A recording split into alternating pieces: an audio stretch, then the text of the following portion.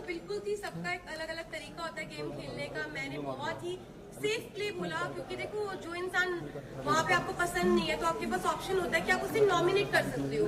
उस घर से नॉमिनेशन हर हफ्ते होती है और यहाँ पे तो हफ्ते में 2 बार होती थी। तो मेरे को नॉमिनेशन से मैं बचती थी, क्योंकि लोग मुझे नॉमिनेट इसलिए नहीं करते थे, क्या पता मैंने उनके दिल में जगह बनाई हो और घर में मैं अच्छा कर रही हूँ तभी लोग मुझे नॉमिनेट नहीं करते थे। और नॉमिनेट नहीं हुई तो इसलिए मैं आउट नहीं हुई, इसलिए मैं टॉप 5 में पहुंची। क्या बात है।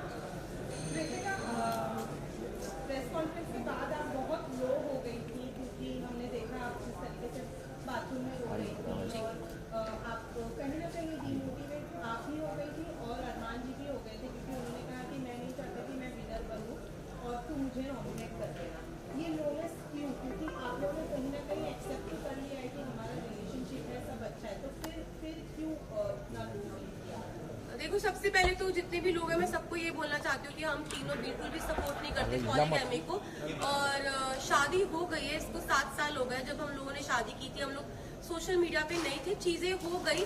बस यही है कि हाथ जोड़ के सब लोगों से यही रिक्वेस्ट है कि हम लोग बिल्कुल भी सपोर्ट नहीं करते 2 शादियों को। और उस टाइम पे जब मैं बिग बॉस के घर में थी तो ऑलमोस्ट मुझे 35 डेज हो चुके थे। 35 दिन से अपनी फैमिली से दूर थी, पायल से दूर थी, अपने बच्चों की कोई खबर नहीं थी। तो अचानक से इतने सारे लोगों ने जो क्वेश्चन पुट करे, हाँ मैं मानती हूँ कि जो चीजें हुई वो एक मतलब कि बोलते कि वो एक्सपेक्टेड नहीं था जो चीजें हुई और बहुत ही अलग चीज है। तो पर जो लोगों के क्वेश्चन थे ना वो कहीं ना मुझे हर्ट कर रहे थे और मुझे ये चीज सुनने में आई थी कि पायल के बारे में जो लोग बोल रहे थे तो वो चीजों के बारे में मुझे ना टेंशन से हो रही थी। मतलब कुछ चीजें मुझे खाई जा रही थी और हम बिग बॉस के घर में थे, मेरे पास फोन नहीं था कि मैं अपनी फैमिली को पूछ सकूं क्या वो ठीक है, क्या मेरे बच्चे ठीक है।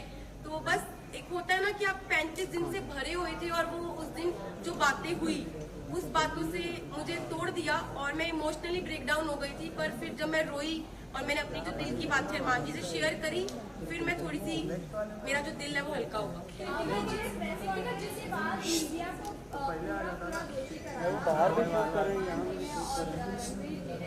मीडिया ने आकर ये बोला क्योंकि मीडिया के पास कोई मुद्दा नहीं था, बाहर बैठे बैठे अगर पायल कॉन्ट्रोवर्सी क्रिएट कर रही खुद ही कि वो डिवोर्स ले लेगी नहीं करेगी ऐसा वैसा, आप लोगों का ये ड्रामा ऐसे आप लोगों ने ब्रेन ऐसे क्यों किया कि मीडिया की ही गलती है, मीडिया ने ये क्या पायल ने ऐसा नहीं बोला होगा, क्या ये बात हेडलाइन बनाने के लिए पायल कर रही थी सब कुछ? तो देखो अभी तक मेरे को फोन नहीं मिला है, मैं डायरेक्ट घर से आई हूँ। अभी तक मैंने फोन यूज नहीं करा। जिस टाइम मैं घर पे थी तो मुझे जो चीज पता चली, क्योंकि देखो मैंने घर में ये चीज सुनी नहीं थी, ना मैंने देखी, ना अपनी आंखों से देखी, ना अपने कानों से सुनी कि पायल क्या बोल रही है। तो मेरे को एक कहीं ना कहीं अरमान जी को, रणवीर जी, सबको ये लग रहा था कि हो सकता है कि कोई मेरे को फॉल्स स्टेटमेंट दी हो या कोई बात को घुमाया गया हो, क्योंकि जब तक इंसान अपनी आंखों से नहीं देखता, अपने कानों से नहीं सुनता, वो विश्वास नहीं कर सकता। लेकिन अरमान जी पूरे सीजन में एक दूसरे की सुनते हुए लोगों के ऊपर तहमतें भी लगाई और उन्होंने बराबर से जवाब नहीं दिया। वो आपको नहीं लगता है कि वो सही है? अगर लवकेश के बारे में कोई आकर बोल रहा है कि वो सपोर्ट कर रहा है तो वो बराबर से उनको ऐसा लग रहा है कि हाँ वो सच बोल रहा है, लेकिन जब हम आकर कोई मीडिया आकर आपको बोल रही है तो वो आपको गलत लग रहा है। वही मुनव्वर ने भी आपकी सेम बात बोली डिवोर्स वाली बात, तब भी आपको नहीं यकीन हुआ?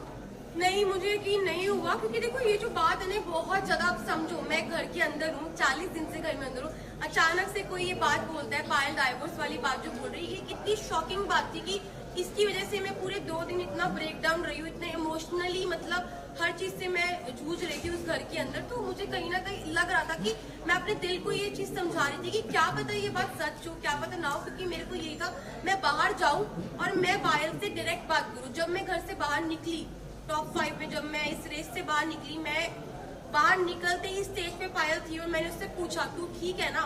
उसने बोला हाँ मैं ठीक हूँ। बाकी बात की, अभी तक मैंने फोन अपने नहीं देखे, कुछ नहीं।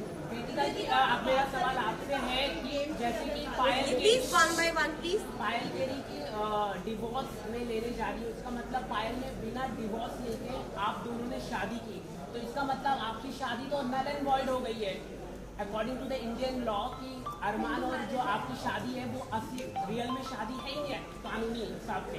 उस पर आप क्या कहना चाहेंगे? देखो मैं सबको यही बात बोल रही हूँ, हम लोग पॉलीगैमी को सपोर्ट नहीं कर रहे, जो 2 शादियां इसको बिल्कुल भी सपोर्ट नहीं कर रहे। और जो मेरी अरमान जी की शादी है, जब पायल ने रेडी हुई, पायल की मर्जी थी तभी शादी हुई और Payal as a first wife, legal wife, अगर वो ऑब्जेक्शन उठाती है तो उस चीज के लिए मतलब कि हमारी जो लॉ है वो हमें बोल सकती है। और मैं यही बात बोलूंगी कि जो हो गया प्लीज वो हो गया, बार बार एक और सवाल है कि अरमान के ऊपर काफी गंभीर एलिगेशन है, 11 ईयर ओल्ड गर्ल का रेप का अक्यूज है, उस पर आप क्या कहना चाहेंगे? मैं इस पर्सनल चीज के बारे में कुछ नहीं बोलना चाहती। आई एम नॉट क्या सपोज आपको मालूम था I am not suppose to say Payal ने कराया तो Payal next question I am not suppose just a second I am not suppose to say anything. और भाई मुझे अपनी न्यायपालिका पे पूरा भरोसा है, जो भी वो फैसला उन्होंने किया है वो बिल्कुल ठीक किया होगा। लास्ट क्वेश्चन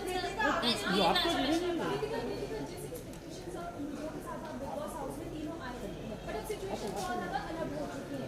अब तीनों के रिलेशन के बारे में भी सवाल उठ रहे हैं और पायल के स्टेटमेंट की वजह से बहुत सारे क्रॉस होते हैं।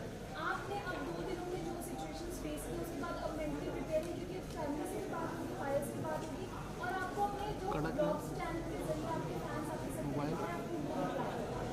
जी मैं बिल्कुल प्रिपेयर हूँ हर चीज के लिए। हम तीनों ने जो हमारा रिश्ता है वो आप लोगों को सभी को पता है और मुझे पता है कि वो इतनी इजीली नहीं टूटेगा। अब मैं बाहर आ गई हूँ, जो भी चीजें हैं जैसे भी चीजें सारी चीजें इकट्ठी बैठ के फेस करेंगे। एक सवाल आपके लिए है कि आप थैंक यू।